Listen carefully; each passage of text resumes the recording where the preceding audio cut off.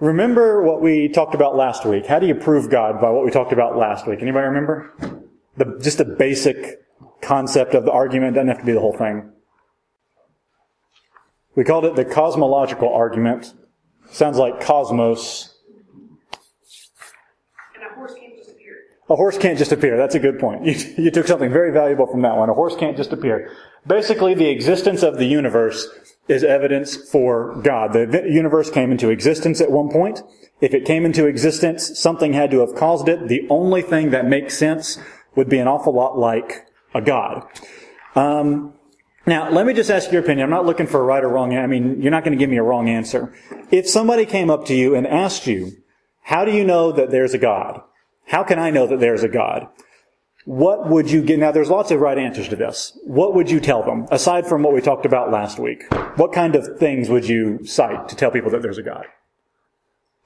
Doesn't have to be a formal argument. It could be very simple, very anything that convinces you. So your personal life and your personal experiences, that's a very big one. Yeah. Answered prayers.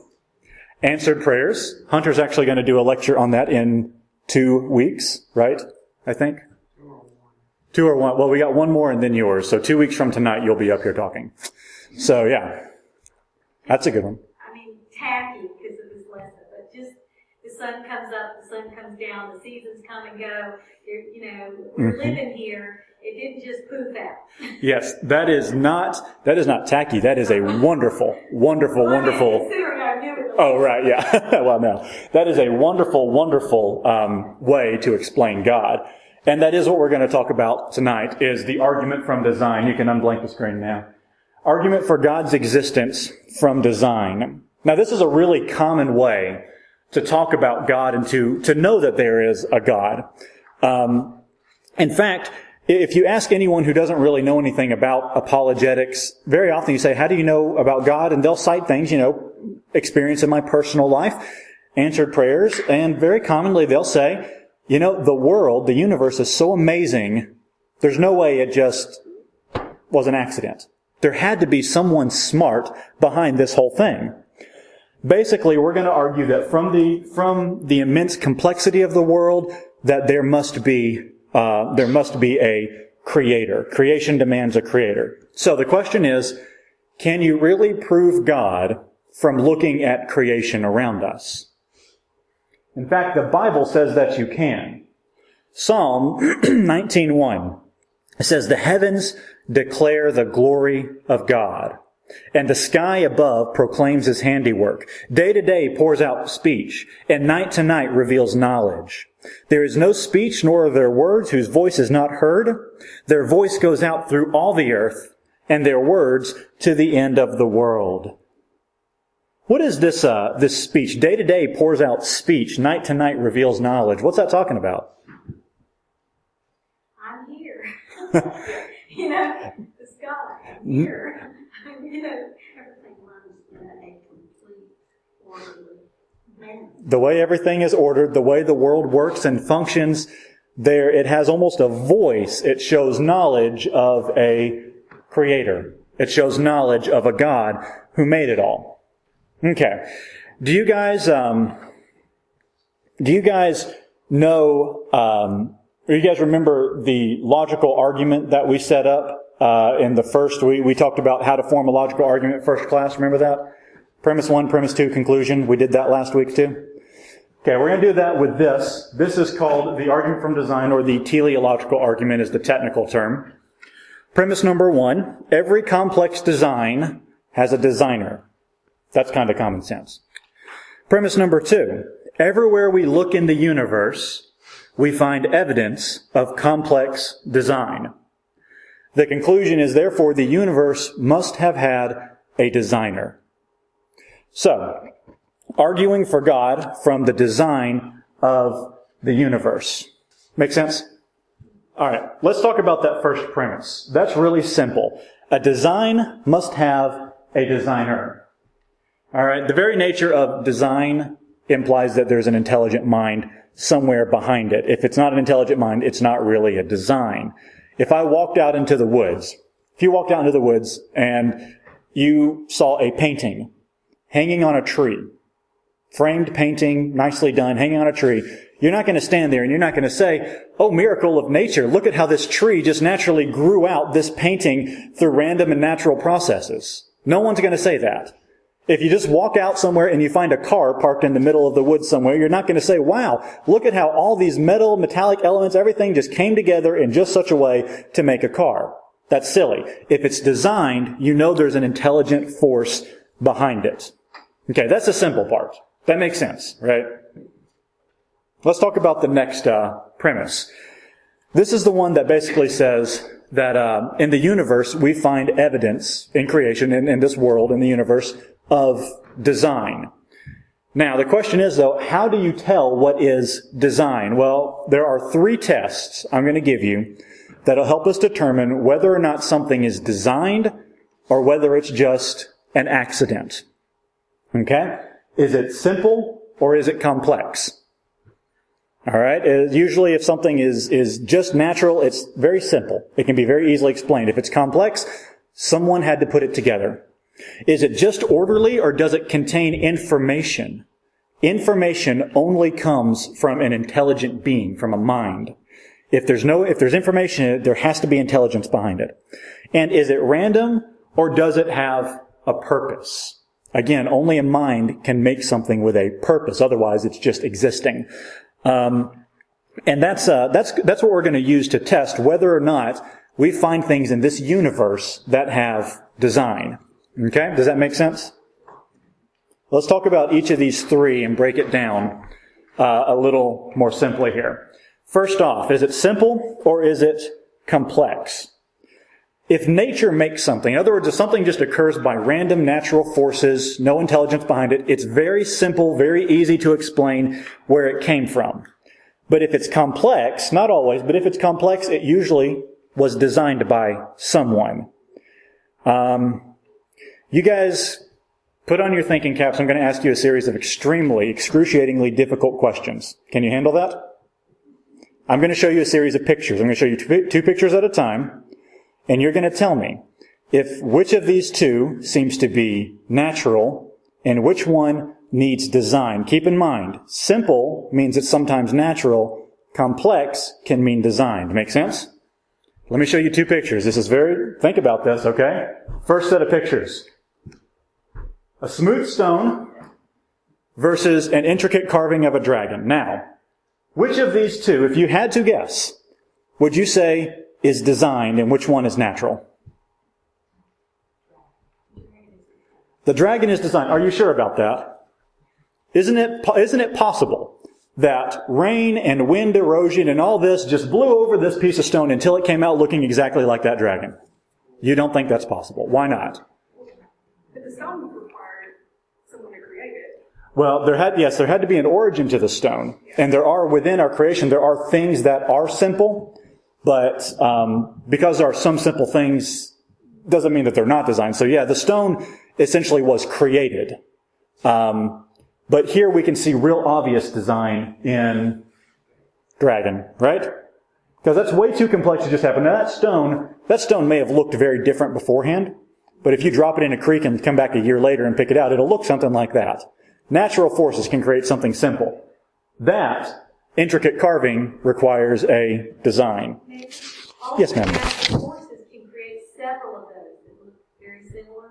Mm-hmm. And it would take somebody to really work hard to get that exactly like that. That's a good point. You can create a lot of stones by dropping them in a river and letting the river do its work. But although I agree with her. Originally, God created the right. forces that make the stone and all that, you know. Absolutely. Yeah. But, I mean, I'm just saying through the actual shaping of the stone, there's not necessarily intelligent and specific design through the shaping of that simple stone, but there is through the dragon. So, yeah, you can make a lot. That's a good point. You can make a lot of those stones by dropping them in the river and letting the river do its work. But then again, it would take an incredibly skilled artist to recreate that carving of a dragon, to do it exactly the way it is. It's very unique. Okay, let me show you one more, and you guys, again, think about this and tell me which one probably has intelligent design behind it, okay?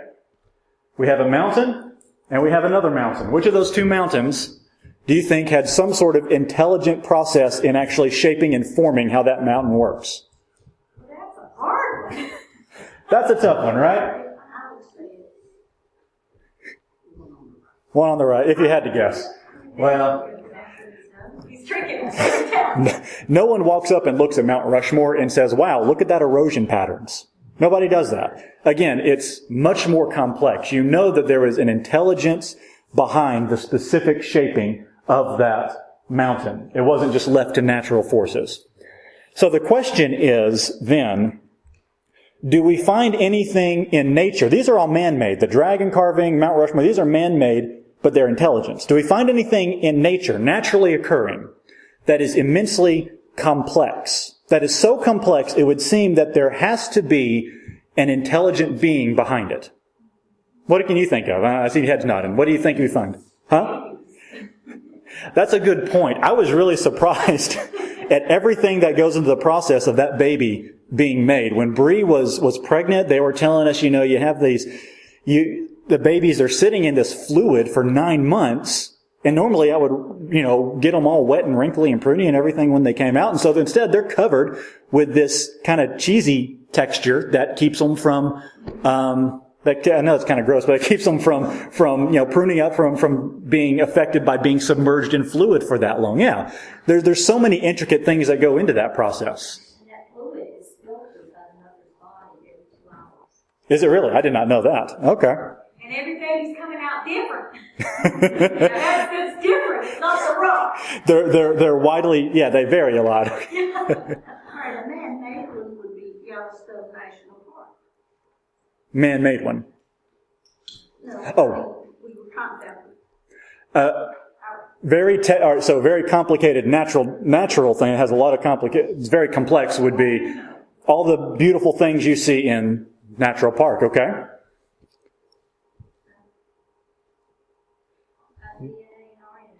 Ooh, DNA and RNA. That's really good. You're actually jumping ahead of me a little bit. Okay. How about next? Well, you're going to be really helpful here in just a few minutes because you clearly know a lot more what you're talking about of biology than I do. Okay. Jackie, you're all giving good examples. Jackie, you're exceptionally close to what we're going to talk about. One of the most complex things that we find in nature is the human cell, or any sort of living cell, not just human. Plants have cells too. Cells are extremely complex. And in fact, in a minute, we're going to watch a little short video, about a 3-minute video. Maybe you've seen this before. It is basically what is happening inside a cell. And it's a particular kind of cell in your body called a leukocyte. And that's found in your bloodstream. And basically, leukocytes travel to wherever you have inflammation in your body, and they seep into where that inflammation is. But this is just going to be a video we're going to watch on how that leukocyte travels. Now, I'm going to try to give you guys a little bit of commentary on that video. I don't really know what I'm talking about, though. I'm not smart about this. I was never good at biology. But I'll try to explain some of the things and just give you an idea of what's going on here. But let's watch this video to see how complex that just living cells are. Okay?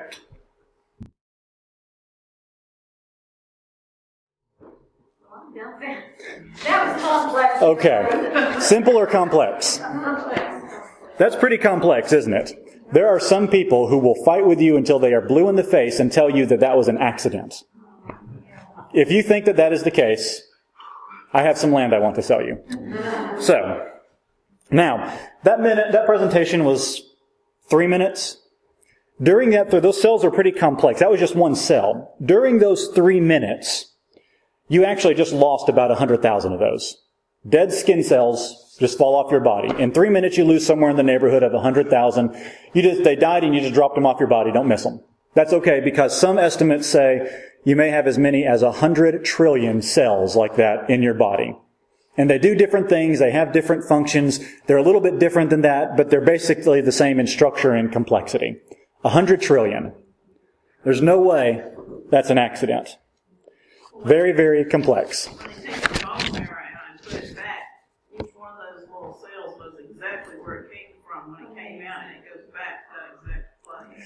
That is amazing how we are designed in that way. Yeah.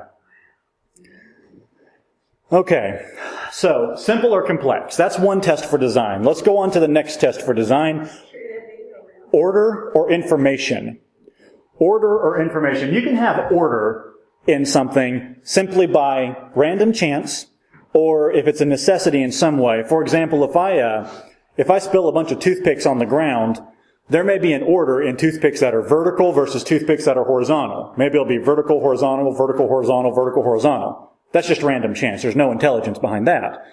But if there is actually information in something, then that means that there must be intelligence behind it. If I walk into my kitchen and there's toothpicks laying out and they've spelled out the letters, please take out the trash from Bria, I know that that did not come by random. Bria didn't accidentally knock over the toothpicks and they happened to fall on that, because it actually conveys information.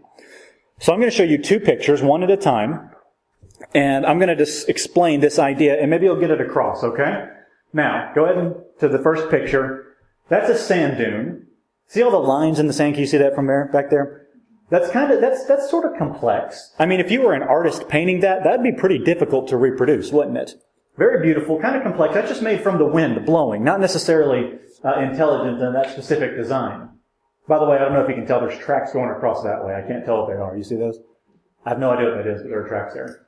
Now, I'm going to show you a picture that is even more simple, but you know that it contains information, so it has to be the result of intelligence. The next picture. That has information. Even though that's a lot simpler than that intricate design, there's information there. Somebody had to have made that. Now, one more example. I'm going to give you two sounds here. And I want you to listen to these sounds and tell me, of the two, which one you think has more likely to have intelligence behind it and which one just happens as a result of anything. Okay? Here's the first sound. Listen.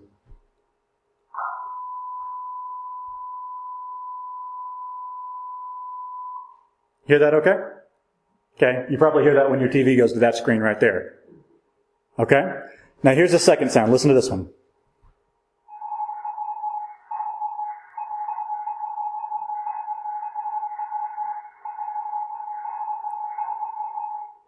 Alright, similar sounds, both very high-pitched. Which one would you say is more likely to have an intelligent force behind it? Or rather, which one has to have an intelligent force behind it? The second one. That first one is just when your TV breaks, there's an empty signal and it gets a beep sound. That second one, there is actually an information message being coded through that sound. There has to be some sort of intelligence behind that. Now, the question then is, do we find information anywhere in our universe? Actual information. Any ideas? It's actually already been said, but How about the stars and everything? How they've been here a long time and they have a pattern like a time. They match up to our times and our seasons. You know, what was the question? No. I lost the question. No, is there anything? That's my answer. No, you're good. Is there anything in nature that seems to indicate information? Oh, so you're saying in the timing, I see what you're saying, in the timing of our seasons and everything. Because they're there, and we've discovered that they do have information because for some odd reason they match up with our days, our seasons, our times, and everything. So there is information. They're not just there for nothing. But they do sort of seem to convey some kind of information. They seem to convey some sort of change or way of measuring and telling things. Can you think of anything else in nature we may find that has a lot of information? In our thing here it says DNA. You cheated. That's a great point. DNA has a lot of information. The fact is, you're not just a bunch of cells sitting there. You were actually programmed. Your DNA is made up of 4 different types of proteins. It's this long strand that is in every single cell of your body.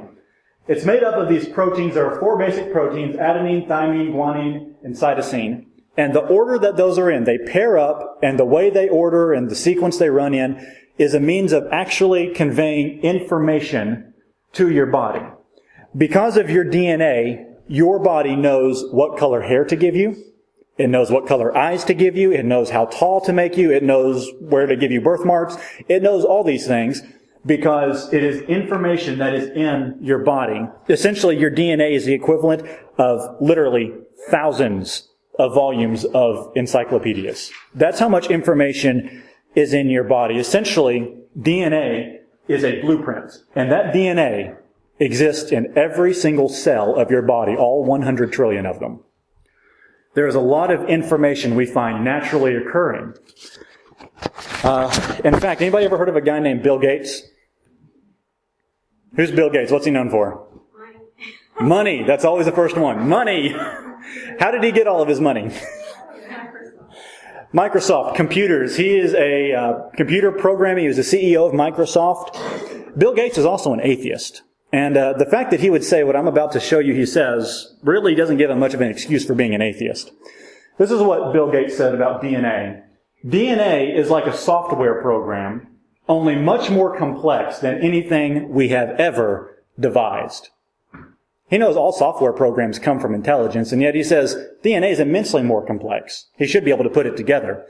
But it's more complex than the most complex software program we've ever come up with. In fact, does anybody remember, it was like a year ago now, maybe a little more, there was this thing that came out in the news about something called junk DNA. Does anybody remember that?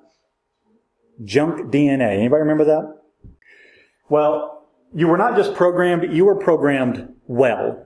You see, for years, we have all this DNA, and this DNA codes for different things in us.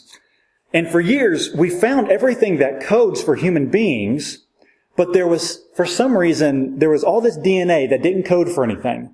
And we had no idea why we had all this extra DNA. In fact, the vast majority of it coded for absolutely nothing.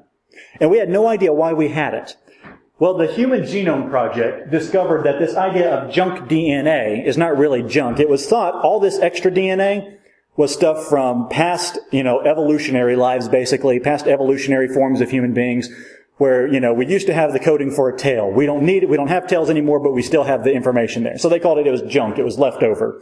Actually, that's not the case. They found out that all this extra DNA is actually switches that tells your body when and where to turn on what traits and what traits not to turn on. It basically it's basically light switches for the rest of your DNA, for your coding. And so not only are we programmed, but we are programmed immensely, with immense efficiency. Every single thing in us has one purpose. It all programs for the same thing, which is rather fascinating. Does that make sense? Okay, so we got 2 tests so far. Simple or complex, and order or information, right? There's one more test we're going to go over here. Random or purposeful? Random or purposeful? Now, sometimes you can get a randomized sequence of things, and that doesn't always mean there's intelligence behind it. Like I said, if I spill toothpicks on the ground, I can have horizontal, vertical, vertical, horizontal, vertical, horizontal. There's no order. It's just a random sequence. However, if something seems to have an actual purpose, it's designed for a purpose, then you know that there is an intelligence behind it. For example, if I leave my computer sitting up, and the wind blows something off the shelf and it lands on my keyboard and rolls across a few keys, there'll be a bunch of letters on my computer screen. But they don't mean anything, they're just letters there, right? It's completely random. There wasn't intelligence behind that. But if I sit down and I write out a 10-page story about something that happened to me, and you pick it up and read it, you see that actually has a purpose. That's trying to convey a story. And that comes from intelligence. Make sense? Okay. The thing is, sometimes the things that we think are only random may actually have a purpose and we don't realize it. What do you think that point is for? All those dots on there are for? Any ideas? You're not going to guess, so maybe I should go ahead and show you. All right, go ahead and change. That's actually a part of a painting. You can see the dots are placed in such a way that they make up a guy. We can see all these dots and say, well, that's just a bunch of random dots. But actually they have a purpose we don't necessarily see until we really look at the big picture. It's the same way with our universe. Does a universe have a programmed purpose? And the answer is yes. It seems that the purpose of our universe is to sustain human life. If anything different, if the universe were different in a number of ways, we could not exist. And the odds of it being that way by mistake are absolutely astronomical. This is what's called fine-tuning. Okay? fine-tuning when you try to get the volume on the TV. Bree went to Walmart today, and I was laying on the couch and typing on the computer and watching X-Files on the TV while I was doing that. And Kai was sleeping. He's in this little swing thing, goes back and forth. He was sleeping there. As X-Files, you got boring parts where they talk really monotone mixed with a lot of action. And so they'd be talking, then all of a sudden there'd be gunshots and really loud noises and everything, and I'd have to grab the remote and turn it down just a little bit so it wouldn't wake up Kai. And then they start talking, I'd have to turn it up so I could hear it. Well, I'm fine-tuning it to get it just right. And that's essentially the way our universe is. Here's some examples of the fine-tuning of our universe. Okay? These are just some of the examples. There's more than this. The distance of the earth from the sun is finely tuned for life. If we were too close to the sun, it'd be too hot for us to survive. If we are too far away, it'd be too cold. We're in what's called the Goldilocks zone. It's not too hot, it's not too cold, it's just right? Okay, we're in the Goldilocks zone. Any closer, any farther away, we couldn't survive. The tilt of the earth, the earth isn't, the north and south don't go straight up and down. It's got a tilt in relation to the sun. The tilt is perfect for life. In fact, the earth rotates at just the right speed for life to exist. If it were too slow, then the sun would heat up too much on one side of the earth. It'd get too hot. If it were too fast, then it wouldn't work. We couldn't survive there either. This one fascinates me. Jupiter's current orbit is finely tuned for life. What in the world does Jupiter have to do with life on Earth? Jupiter is massive, and being so big, it has such a strong gravitational pull that it acts like a vacuum. And all these things that fly through space, that if they hit Earth, they could really cause some damage to us, they all get sucked into Jupiter. Jupiter acts like a vacuum and protects us from all these things that are floating around in outer space. The position of the Earth in the galaxy is finely tuned for life. We're in the Milky Way galaxy, right? And we're part of the way out of that galaxy. We're not in the middle. We're not out on the edge. If we were in the middle, we get too much radiation. If we were out on the edge, we couldn't live either. We're in just the right spot in our galaxy. The expansion of the universe is constantly expanding. Expansion of the universe is perfect. If it were too fast, we just all kind of float off, and that'd be it. If the universe expanded too slow, gravity would just pull it in, it'd just collapse in on itself. We couldn't live. And finally, laws of the universe are finely tuned for life. I mean things like the law of gravity is at exactly the right force for us to survive. In fact, you can actually have an argument for God just from the fine-tuning. Because think about it, if the universe is this finely tuned, there are only three ways that could happen. Either it was random chance, either it has to be that way by some necessity of the universe, or it was designed that way. And we don't have any evidence that it's necessity, that the universe has to be that way. And the odds of it being random chance are absolutely astronomical. I mean, it's absurd to think that it could happen by random chance.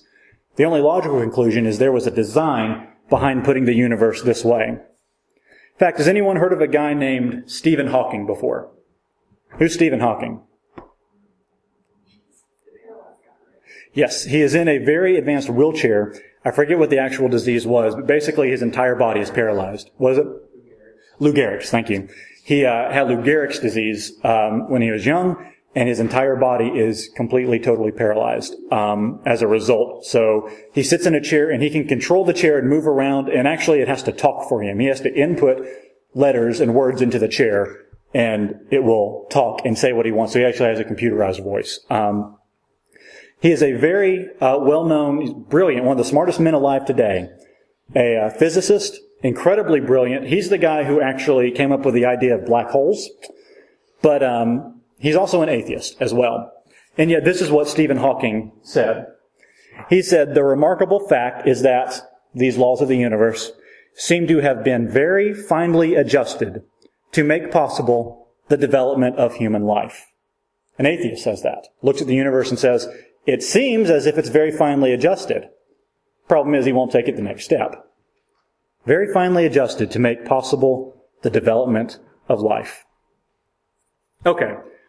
3 tests for design. Go back to that. Is it simple or complex? Our universe. Things in our universe. Simple or complex? Is it just orderly, or does it contain information?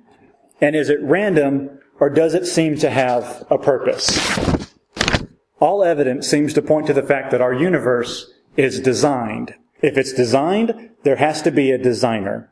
So, the teleological argument, this argument from design, holds up perfect. Every complex design has a designer, obviously. But everywhere we look in the universe, we find evidence of complex design. Therefore, the universe had a designer. Now, do you think that this concept should be effective in convincing people that there is a God? Should be. I mean, we all we see what happens in the cell, we see the DNA. Makes a lot of sense to us, right? I'd say even without being a microbiologist and having a microscope, or being a physicist and having a telescope, you don't even have to have all those. You can just look at the world around and tell that. And yes, ma'am. I have a question that I need answered to answer the question you just said. Okay. Teleological. In my mind, it means reason by sight. Would that be a good explanation of that word? It might be. Teleology kind of deals with, the word teleology means with kind of like the end of something, the end result. And so basically the teleological argument means we argue that the universe seems to have an end result. Someone designed the universe to meet a certain goal and reach something. So that's where we get the idea of design, yeah. So why a person would hear all this and not believe in God would be because they can't see the end result. Well, maybe they can't see the end result. Maybe they don't put things together. Actually, It showed us two people who didn't. yeah. They seem to understand, actually, and they still didn't put it together, though, did they? Sometimes you can have all the information and just not put it together. I wonder why that is. Maybe they want to say, maybe they agree that yes, there was a designer, but they're not saying that designer was God. Well, I know, because they have, the spiritual word would be a veil over their eyes, but a blocker to, or like Gates with his money, and that he designed this computer. It might be pride or something, but I mean, to explain that, all I can see is the spiritual part. you know what, Tracy? You're not the first person to say that. You know who the first person I know of to say that was? It have to be the Lord somehow. Well, it was a guy named the Apostle Paul. Look at this passage out of Romans. I was close. You were right on. For the wrath of God is revealed from heaven against all ungodliness and unrighteousness of men, who by their unrighteousness suppress the truth. By unrighteousness they suppress the truth. Look at this next part. For what can be known about God is plain to them. It's plain because God has shown it to them. For his invisible attributes, namely his eternal power, his divine nature, have been clearly perceived ever since the creation of the world in the things that have been made. In God's creation, we see the attributes of God so clearly, so plainly. For someone to really deny that, somewhere along the line, there has to be, like Tracy said, there has to be some sort of veil. There's some sort of something blocking them from seeing it, some sort of unrighteousness.